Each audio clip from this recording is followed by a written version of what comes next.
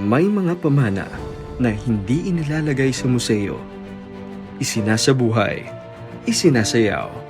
Noong 2016, isang pangarap ang isinabatas. Sa pamamagitan ng Executive Order No. 2016-01-A, isinilang ang Santiago City Balamban Cultural Dance Troupe. Noong 2022, mas lalo itong pinagtibay dahil ang kultura ay hindi proyekto, ito ay pangako.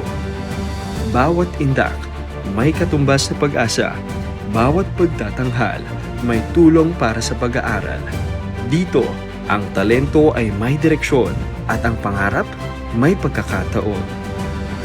Mula sa mga mag-aaral hanggang sa mga guro, mga profesional, mga lingkod bayan, at sa bawat entablado, bitbit namin ang pangalan ng Santiago City.